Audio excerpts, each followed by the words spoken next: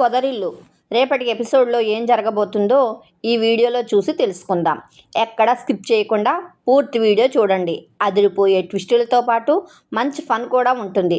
అలాగే మా వీడియోని లైక్ చేసి మన ఛానల్ని సబ్స్క్రైబ్ చేసుకుంటాం మర్చిపోకండి. గుడికి వెళ్ళిన కన్నా మహాలక్ష్మి ఇంటికి తిరిగి వస్తారు. అన్నయ్య, మా అమ్మ ఎక్కడ ఉంది అని కన్నా అడిగితే మాధవ ఏం చెప్పకుండా మౌనంగా ఉంటాడు. మా అమ్మ ఈ ఇంట్లో ఉన్నప్పుడు మీ అందరినీ బాగా చూసుకుందా? మీకు మా అమ్మ మీద కోపం ఉందా అన్నయ్య అని కన్నా అడిగితే లేదు కన్నా అని మాధవ అంటాడు. కోపం ఉండకుండా ఎలా ఉంటుంది? తను ఈ ఇంటికి వచ్చిందే కాక నన్నేమో మీ దగ్గర వదిలేసి వెళ్ళిపోయింది. నా కన్న తల్లే నన్ను వదిలేసి వెళ్ళిపోయింది. మీరెలా నన్ను దగ్గరికి తీసుకుని పెంచారన్నయ్య అని కన్నా అంటే, ఇలా చూడు కన్నా, ఆ ఫోటో చూసినందుకే నీకు ఇలాంటి ఆలోచనలు వస్తున్నాయి. అసలు నువ్వు ఆ ఫోటోనే చూడలేదు అనుకోరా. ఇప్పటి వరకు మనం కష్టపడింది, అవమానపడింది చాలు. ఇంకా ఎందుకురా గతం గురించి ఆలోచించడం? అంతా వదిలేయరా. మీ అమ్మ ఎక్కడికి వెళ్ళిందో నాకు తెలియదు. నీకు మేమున్నాము. నువ్వు మా తమ్ముడువు. నువ్వు ఇలా బాధపడుతూ ఉండే చూడడం నాకు కావట్లేదు. ఇక మీదట గతం గురించి ఆలోచించనని నా మీద ఒట్టు వేయరా అంటూ మాధవ కన్నాతో ఒట్టు వేయించుకుంటాడు. తర్వాత చక్రి, మహా సర్టిఫికెట్స్ తీసుకోవడానికి యూనివర్సిటీకి వస్తారు.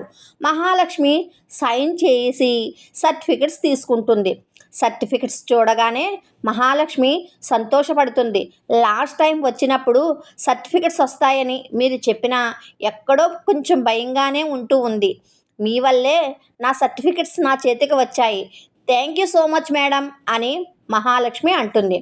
మహాలక్ష్మి ఆల్ ది బెస్ట్ చెప్పి ఆమె అక్కడి నుండి వెళ్ళిపోతుంది. సర్టిఫికెట్స్ చూస్తూ ఇప్పుడు నన్ను జాబ్ చేయకుండా ఎవ్వరూ ఆపలేరు అని మహా అంటుంది. అప్పుడే చక్రి అక్కడున్న మేడంతో సరదాగా మాట్లాడుతూ ఉంటే మహా కోపంగా చూస్తుంది. అది చూసి సరే మేడం ఉంటాను అని చెప్పి చక్రి మహా దగ్గరకు వస్తాడు. వచ్చి పొసిసివ్ అయ్యారా అని చక్రి అంటే అదేం లేదు. మీ పాటికి మీరు ఏదేదో ఊహించుకోకండి. సరే అది వదిలేయండి. ఎన్నో పోరాటాల తర్వాత ఈ సర్టిఫికెట్స్ నా చేతికి వచ్చాయి. దీనికి ముఖ్య కారణం మీరే అంటూ మహాలక్ష్మి చక్రికి థ్యాంక్స్ చెప్పగానే చక్రి ఎంతో సంతోషపడిపోతాడు. ఈ సర్టిఫికెట్స్ కోసం నేను ఎన్నెన్నో కలలు కన్నాను, ఎన్నో అవమానాలు పడ్డాను వీటి కోసం. ఇప్పుడు వీటితో నేను అనుకున్నది సాధిస్తాను అని మహా అంటే తప్పకుండా సాధిస్తారు, నాకు ఆ నమ్మకం ఉంది అని చక్రి అంటాడు. తర్వాత ఇద్దరు అక్కడ నుండి ఇంటికి బయలుదేరతారు. కన్నా ఇంకా డల్గానే ఉన్నాడు కదా అని మహా అంటే విన్న నిజాన్ని జీర్ణించుకుని వాడు తిరిగి నార్మల్ అవ్వడానికి కొంచెం సమయం పడుతుంది అని చక్రి అంటాడు. ఇలాంటి టైంలోనే ఎక్కడికైనా వెళ్ళి మంచిగా టైం స్పెండ్ చేసి ఉన్న బాధలన్నీ మర్చిపోయి హ్యాపీ మెమొరీస్తో తిరిగి రావాలి. మీ ఫ్యామిలీ అంతా కలిసి ఎక్కడికైనా వెళ్ళి వస్తే బాగుంటుంది అని మహా అంటే ఎక్కడికైనా అంటే తట్టాబుట్టా సర్దుకుని ఊరి వదిలి వెళ్ళిపోమ్మంటారా అని చక్రి అడుగుతాడు. అయ్యో అది కాదు, ఎక్కడికైనా ట్రిప్కి వెళ్తే బాగుంటుందని చెప్తున్నాను. పెద్దీకి కన్నాకి కొంచెం రిలీఫ్గా ఉంటుంది కదా, నలుగురు కలిసి ఎక్కడికైనా వెళ్ళి రండి అని మహా అంటే మేము నలుగురు వెళ్తే మరి మీ సంగతి ఏంటి అని చక్రి అంటాడు. నేను ఇంట్లోనే ఉంటాను అని మహా అంటే మీరు వస్తానంటే చెప్పండి, ట్రిప్ ప్లాన్ చేసి ఎక్కడికైనా వెళ్ళి వద్దాం. లేదంటే ట్రిప్ వద్దు ఏమీ వద్దు అని చక్రి అంటాడు. నేను వచ్చి ఏం చేస్తాను?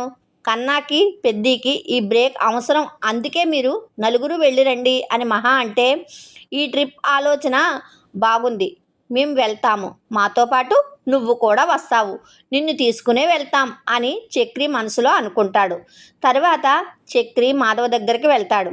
అన్నయ్య ఇదిగో తీసుకో, నీకోసమే జ్యూస్ తీసుకొచ్చాను అని చక్రి అంటే నాకెందుకురా జ్యూసు అని మాధవ అడుగుతాడు నవ్వుతూ. నువ్వు తాగన్నయ్యా, మా అందరికీ డైలీ వండి పెడుతూ కన్స్ట్రక్షన్ పని చూసుకుంటూ బాగా కష్టపడుతున్నావు, నీకోసం తీసుకువచ్చాను తాగన్నయ్య అని చక్రి అంటే ఏంట్రా కొత్తగా మాట్లాడుతున్నావు, ఏంటి సంగతి, డబ్బులు ఏమైనా కావాలా అని మాధవ అడిగితే అది కాదన్నయ్య, ఇది వేరే మ్యాటర్ అని చక్రి అంటాడు.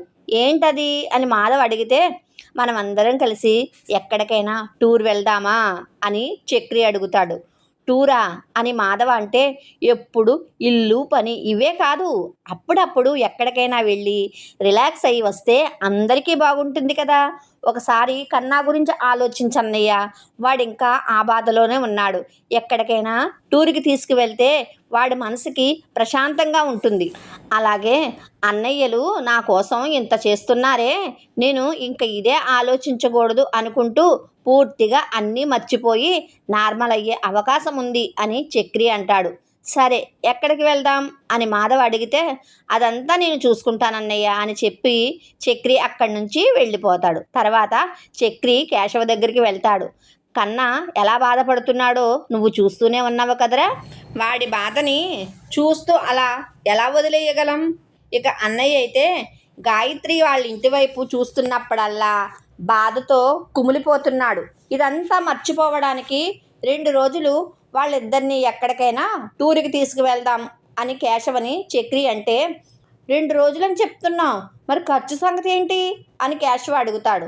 అందరం కలిసి ఖర్చు పెడదాం రా, ఎప్పుడు ఖర్చు ఖర్చు అంటావు, 2 రోజులు వెళ్ళి రావడానికి నీకేంటి ప్రాబ్లం అని చక్రి అడిగితే, నాకు షాపులో పనుందిరా అని కేశవ అంటాడు. అన్నా తమ్ముడు కంటే నీకు పనే ఎక్కువైపోయిందా, కన్నాకి అన్నయ్యకి ఈ బ్రేక్ చాలా అవసరం, ఒకసారి ఆలోచించి నీ నిర్ణయం చెప్పరా అంటూ చివరికి చక్రి ఎలాగోలాగా టూర్కి వెళ్ళడానికి కేశవని ఒప్పిస్తాడు. తర్వాత చక్రి కన్నా దగ్గరికి వెళ్తాడు. పాపం రా, అన్నయ్య గాయత్రికి పెళ్ళైన దగ్గర నుండి చాలా బాధపడుతున్నాడు.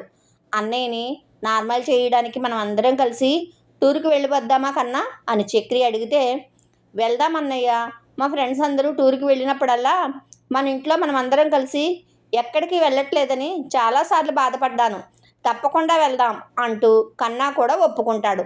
తర్వాత నలుగురు అన్నదమ్ములు ఇంటి ముందు మాట్లాడుకుంటూ ఉంటారు. వెళ్దాంరా అని మాధవ అడిగితే, వెళ్దామన్నయ్య అని ముగ్గురు జవాబిస్తారు. మొదటిసారి నలుగురం కలిసి ఒక మంచి నిర్ణయం తీసుకున్నాము అని చక్రి అంటే, సరే ప్రయాణం ఎప్పుడు అని మాధవ అడుగుతాడు. ఎప్పుడో ఎందుకు, రేపే బయలుదేరదాము, వెళ్ళడానికి నేను కారు తీసుకొస్తాను, వెళ్ళేదారిలో రూమ్స్ బుక్ చేసుకుందాం అని చక్రి అంటే, మరి మహాలక్ష్మి సంగతి ఏంటి అని మాధవ అడుగుతాడు.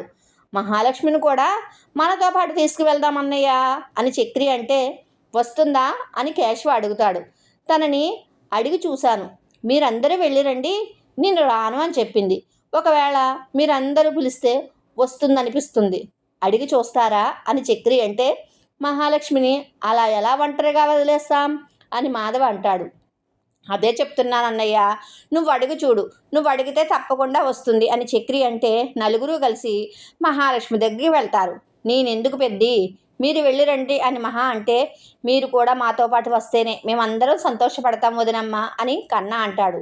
నిన్ను ఇక్కడే ఒంటరిగా వదిలి వెళ్ళడం నాకు ఇష్టం లేదు మహాలక్ష్మి, నువ్వు కూడా మాతో పాటు వస్తే బాగుంటుంది, నీకు అక్కడ ఎలాంటి ఇబ్బంది కలగకుండా చూసే పూచి నాది అని మాధవ్ అంటే, నలుగురు కలిసి అడగడంతో చివరికి మహాలక్ష్మి కూడా టూర్కి వస్తానని అంగీకరిస్తుంది.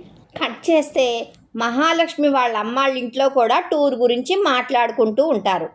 అది టూర్ సంగతి ఏం చేశావు అని లలిత అడిగితే, నేను అరేంజ్ చేద్దామని చూస్తున్నా, నాన్న రానని చెప్తున్నాడు అని ఆది అంటాడు. ఎందుకండి రానంటున్నారు, ఈ 4 గోడల మధ్య ఉండడం నరకంగా ఉంది, బయటకు వెళ్తే ఎవరేం అడుగుతారోనని భయపడుతూ 5గురం ఒకరి మొఖాలు ఒకరిని చూసుకుంటూ ఇంట్లోనే ఉంటున్నాం, ఇలాగే ఉంటే నాకు పిచ్చి పట్టేలా ఉంది, అందుకే 2 రోజులు ఎక్కడికైనా టూర్కి వెళ్దామని అన్నాను అని లలిత అంటే, నాన్న పాపకు కూడా హాలిడేసు, బయటకు తీసుకువెళ్ళమని అడుగుతూనే ఉంది, ఎక్కడికైనా వెళ్దాం నాన్న అని ఆది అడుగుతాడు.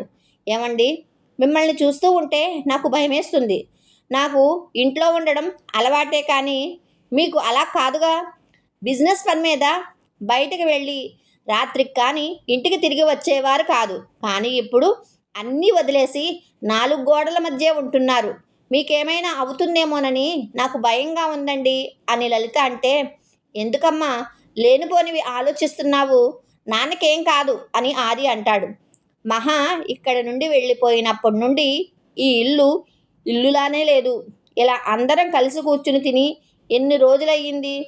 తలో పక్క కూర్చుని ఒకరితో ఒకరు మాట్లాడుకోకుండా ఎన్ని రోజులు ఉంటాము? ఎక్కడికైనా టూర్కి వెళ్ళి వస్తే జరిగిందంతా మర్చిపోయి మనసు ప్రశాంతంగా ఉంటుంది కదా అని లలిత అంటే, అమ్మ చెప్తుంది కరెక్టే కదా నాన్న, వెళ్దాము అని ఆది అంటాడు. ఒప్పుకోండి తాతయ్య అని ఆది వాళ్ళ పాప అడిగితే, పాప సంతోషం కోసం ఒప్పుకుంటున్నాను అని ప్రతాప్ అంటాడు. మీ నాన్న మనసు మారకముందే త్వరగా ప్లాన్ చెయ్యరా అని లలిత అంటే, నా ఫ్రెండ్కి తెలిసిన రిసార్ట్ ఉన్నది, వాడు మనల్ని రమ్మని అడుగుతూనే ఉన్నాడు, సరే రేపు బయలుదేరదామమ్మా అని ఆది అంటాడు. కట్ చేస్తే ఇక నలుగురు అన్నదమ్ములు పడుకుని ట్రిప్ గురించి మాట్లాడుకుంటూ ఉంటారు. 2 రోజుల ట్రిప్ అంటే వెళ్ళడానికి, అక్కడ ఉండడానికి, తిరిగి రావడానికి చాలా ఖర్చులు ఉంటాయిగా. నా దగ్గర కొంచెం డబ్బు ఉంది, అది వాడుకుందాం, మరి మిగతా అమౌంట్ సంగతి ఏంటి అని కేశవ అంటే, వెళ్దామని ఆశపడ్డారు, ఎలాగోలా ఏర్పాటు చేద్దాం అని మాధవ అంటాడు. అన్నయ్య, ఈ ట్రిప్ ఐడియా నాదే కదా, అందుకని ట్రిప్ ఖర్చు అంతా నేనే పెట్టుకుంటాను అని చక్రి అంటే, నువ్వొక్కడవే ఎంత ఖర్చు ఎలా పెడతావు అని మాధవ్ అడుగుతాడు. ఇప్పటి వరకు ఈ ఇంటి కోసం వీడు ఖర్చు పెట్టిందే లేదు, మొదటిసారి ఖర్చు అంతా వీడే పెట్టుకుంటానని అంటున్నాడు కదన్నయ్య, పెట్టనివ్వన్నయ్య అని కేశవ అంటే, అవును ఇప్పటి వరకు వీడి డబ్బుతోనే నేను ఫారిన్ తిరిగి వచ్చాను కదా అని చక్రి అంటాడు. ఫారిన్ తీసుకువెళ్ళకపోయినా నేను సంపాదించే డబ్బు ఇంటి ఖర్చులకు ఇస్తూనే ఉన్నాను, నువ్వు మాత్రం ఒక్క రూపాయి కూడా ఇచ్చిందే లేదు అని కేశవ్ అంటే, ఏంట్రా ఎక్కువ మాట్లాడుతున్నావు అని చక్రి అంటాడు. నువ్వే ఎక్కువ మాట్లాడుతున్నావు అంటూ ఇద్దరు గొడవ పడతాడు.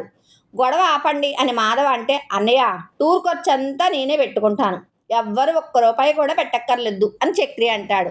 ఇప్పుడు ఇలాగే మాట్లాడతావు, పొద్దున్న లేచిన తర్వాత చెప్పు, మాకు తెలీదా నీ గురించి అని కేశవ్ అంటే, ఇప్పటి వరకు నువ్వు చూసిన చక్రి వేరు, రేపటి నుండి కొత్త చక్రిని చూడబోతున్నావన్నయ్య. కన్నా నువ్వు అలాగే నా భార్య మహాలక్ష్మి, మీ అందరికీ కావలసినవన్నీ నేనే చూసుకుంటాను, అందరి ఖర్చు నేనే పెట్టుకుంటాను అని చక్రి అంటాడు. నిజంగానా అన్నయ్య అని కన్నా అంటే, చక్రి ఇష్టం వచ్చినట్టు మాట్లాడేస్తున్నావు, తర్వాత నువ్వే ఇబ్బంది పడతావు అని మాధవ అంటాడు. వీడి మాటలు నమ్మకన్నయ్య అని కేశవ అంటే, ఇప్పుడేంట్రా ఖర్చు అంతా నేనే భరిస్తానని పేపర్పై సైన్ చేసి ఇస్తేనే కానీ నమ్మవా?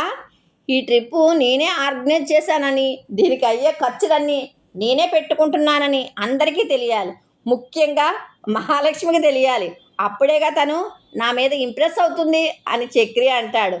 అంటే ఈ ట్రిప్ ప్లాను తనని ఇంప్రెస్ చేయడానికా? మరి మాకు ఏవేవో కారణాలు చెప్పావన్నయ్య, వీడు ఈ ట్రిప్పు మన కోసం ప్లాన్ చేయలేదు అని కేశవ అంటే, అవునా అన్నయ్య, మా కోసం కాదా అని కన్నా అడుగుతాడు. వీడు చెప్పిందిని నువ్వు నన్ను అనుమానించొద్దు, ఈ టూర్ ప్లాన్ నీ కోసం అన్నయ్య. ఇదిగో నన్ను నమ్మడం లేదు కదా, నన్ను నమ్మలేని ఈ కేశవ్ గాడి కోసం కూడా అందరూ బాధలో ఉన్నారు, అలా టూర్ వెళ్ళొస్తే మూడు మారుతుందని ఆలోచించాను, అదే మీతో చెప్పాను, అందరూ త్వరగా పడుకోండి, రేపు ఉదయాన్నే బయలుదేరాలి అని చక్రి అంటాడు. మొత్తానికి అలా అందరూ కలిసి ట్రిప్కి వెళ్దామని డిసైడ్ అయ్యారు. మరి రాబోయే ఎపిసోడ్లో ఏం జరగబోతుందో తెలుసుకోవాలంటే వెంటనే మన ఛానల్ని సబ్స్క్రైబ్ చేసుకోండి. అలాగే మా రివ్యూ నచ్చితే కనుక ఒక చిన్న లైక్ చేసి కామెంట్ చేయండి.